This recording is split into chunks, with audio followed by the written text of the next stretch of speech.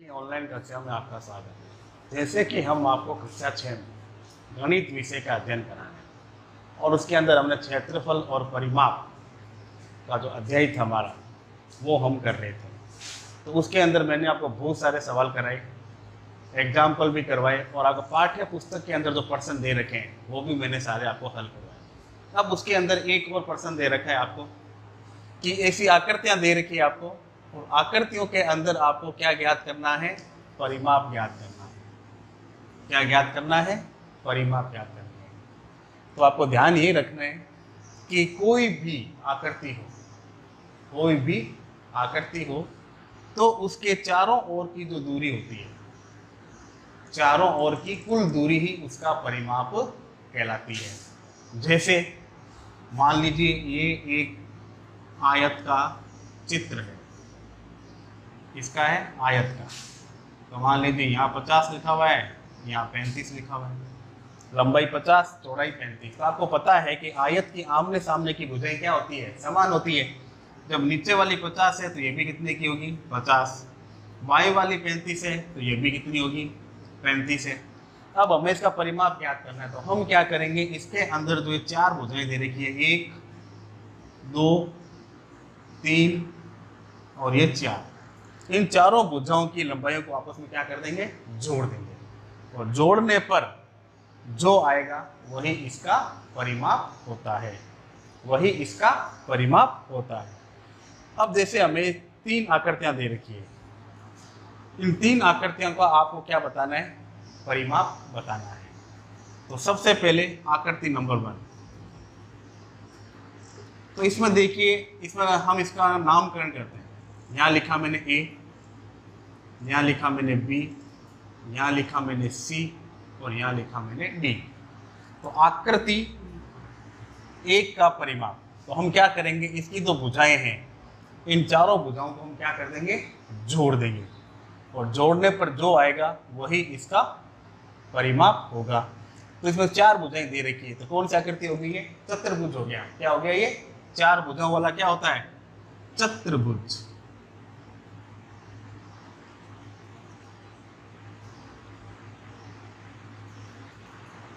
चतुर्भुज का परिमाप,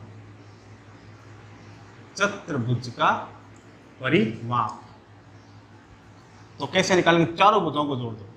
ए पहली भुजा A B plus B C plus C D plus D A. ठीक है, और ये कब होगा? जब चारों भुजाएं इसकी क्या होगी? असमान होगी। क्या होगी? असमान होगी। तो ए बी आपको दे रखा है 5 प्लस बी सी आपको दे रखा है 1, सी डी आपको दे रखा है 2 और डी ए आपको दे रखा है 4, 7। अब इन चारों भुजाओं को आपस में जोड़ दीजिए। तो 5 5 और 1 6, 6 में 2 जोड़े 7 8, 8 में 4 जोड़े 9 10 11 12। तो टोटल कितना आया? 12 सेमी। कितना आया? 12 सेमी। और ये 12 सेमी ही आपका क्या निकलेगा? इस आकृति का परिमाप। एकदम छोटा सवाल है। अगर चित्र के अंदर सवाल आ जाए और आपको परिमाप ज्ञात करना हो और चारों भुजाएं इसकी अलग अलग माप की हो, क्या हो? अलग अलग माप की हो, तो हम चारों भुजाओं को आपस में क्या कर देंगे? जोड़ देंगे। क्या कर देंगे? जोड़ देंगे और जोड़ने पर जो आएगा वही इस आकृति का परिमाप होगा। फिर देखिए आकृति नंबर 2,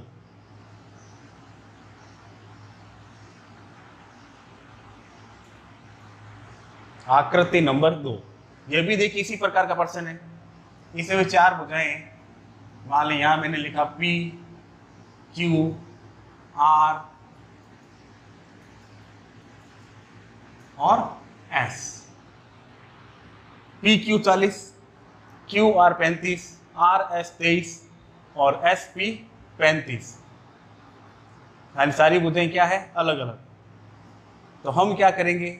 इस आकृति का परिमाप ज्ञात करने के लिए वही करेंगे, इन चारों भुजाओं को आपस में क्या कर देंगे? जोड़ देंगे। तो ये भी एक प्रकार से 4 भुजाएं हैं इसके अंदर, तो ये भी चतुर्भुज क्या करती है? यानी चतुर्भुज का परिमाप, चतुर्भुज का परिमाप। तो भुजाएं PQ plus QR plus RS और SP, 4 भुजाएं होगी। अब पहले PQ 40, QR 35, RS 23 प्लस फिर 35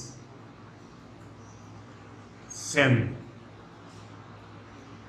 अब इन सबकी क्या करनी है, जोड़। तो देखिए पहले कितना दे रखा है 40, फिर 35, फिर 23, फिर 35।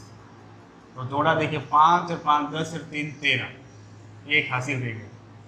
4 और 1 5, 5 के अंदर 3 जोड़ेंगे तो 6 7 8, 8 में 2 जोड़ा 9 10, 10 में 3 जोड़ा 11 12 13, यानी 133 सेंटीमीटर। और ये हमारी आकृति नंबर 2 का परिमाप ज्ञात हो गया। तो अब सब आकृतियों का परिमाप ज्ञात करना सीख गए आप। फिर आपको देखिए आकृति नंबर 3, इसमें देखिए कितनी भुजाएं हैं, 1 2 3 4 5, और 5 भुजाओं की आकृति जो होती है वो क्या कहलाती है, पंचभुज कहलाती है। क्या कहलाती है, पंचभुज कहलाती है। इसमें 5 भुजाएं हो। अब इसकी सारी भुजाएं देखो 4 4 4 4 4, यानी ये समान पंचभुज है। यानी इसकी भुजाएं जो है पंचभुज की वो क्या है, समान है, समबाहु पंचभुज है ये। और समबाहु पंचभुज क्या है, तो इसको अगर हम नाम देकर देखिए, मैंने लिखा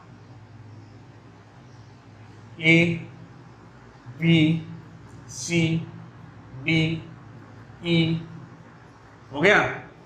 अगर भुजाएं समान हो तो फिर आपको इस प्रकार से प्लस करने की आवश्यकता नहीं है। क्यों नहीं है, वो ध्यान से देखिए आप। अब ये समबाहु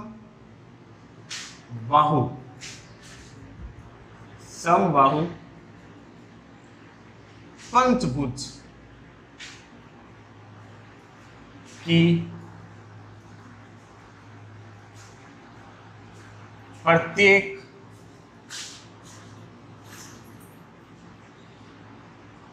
भुजा की लंबाई, ये आपको दे रखा है 4 सेमी। क्या दे रखा है, 4 सेमी।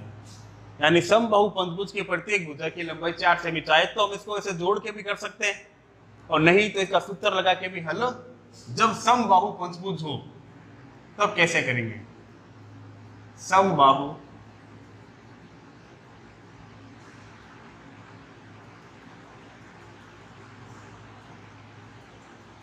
पंचभुज का परिमाप। किसी भी आकृति के अंदर भुजाएं समान हो, जैसे इसमें तो देखिए अलग अलग थी, इसमें भी अलग अलग है, इसमें एक जैसी है। तो आकृति कोई भी हो आयत को छोड़ के, और आपको उसका परिमाप ज्ञात करना हो तो आपको यही ध्यान रखना है। सबसे पहले तो भुजाएं गिन लीजिए, इसमें 1 2 3 4 5, सभी भुजाओं का माप क्या है, 4 सभी समान है। तो हम क्या करेंगे, इसका सूत्र बनता है, जितनी भुजाएं होगी, जैसे इसमें 5 भुजाएं, तो मैंने यहां लिख दिया 5 इंटू भुजा। क्या लिख दिया, 5 इंटू भुजा। अगर चतुर्भुज है ये, चतुर्भुज की भुजाएं समान होती है तो वो क्या कहलाता है, वर्ग कहलाता है। क्या कहलाता है, वर्ग। और वर्ग के परिमाप को ज्ञात करने का सूत्र आपको पता है, ये क्या होता है, 4 इंटू भुजा। क्यों होता है, क्योंकि वर्ग की चारों भुजाएं क्या होती है, समान होती है। तो जो भुजा की लंबाई दे रखी होगी उसको हम 4 से क्या कर देते हैं, गुणा कर देते हैं। इसी प्रकार इस पंचभुज के अंदर 5 भुजाएं होती है, लेकिन पांचों भुजाएं क्या है, समान होने के कारण हमने इसके अंदर पंचभुज का सूत्र लगा दिया, 5 इंटू भुजा। अब ये 5 कहां से आया, क्योंकि इसके अंदर 5 भुजाएं हैं, तो हमने इस 5 को वापस उतार दिया, इंटू। अब भुजा, भुजा की लंबाई कितनी दे रखी है, 4 सेमी दे रखी है। कितनी दे रखी है, 4 सेमी, तो इंटू 4। अब आपको दोनों की क्या करनी है, गुणा। तो 5 से कम 5, 5 दूनी 10, 5 के 15, 5 चौके 20, ये लिख दिया मैंने 20 सेमी, और ये आपका आंसर। अब जैसे मैंने आपको बताया कि जो परिमाप होता है इस किसी भी आकृति की भुजाओं का क्या होता है, योग होता है। तो अगर आप इसको योग से चेक करना चाहें सॉल्व कर लीजिए। देखो 4 और 4 कितने हो गए, 8। 4 और 4 8। 8 के अंदर हमने 4 जोड़ा, 8 और 4 12। 12 के अंदर हमने 4 जोड़ा तो 13 14 15 16।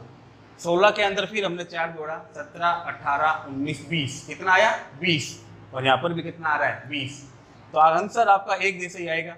अब आपको आकृतियों के अंदर एक चीज ध्यान रखनी है, कोई भी आकृति आपको दो ही रखी हो तो जितनी भुजाएं हैं अगर वो समान भुजा है तब तो आपको जितनी भुजाएं होगी वो संख्या लिख दीजिए और प्रत्येक भुजा की लंबाई लिख दीजिए और दोनों की क्या करनी है, गुणा। आपका आंसर आ जाएगा।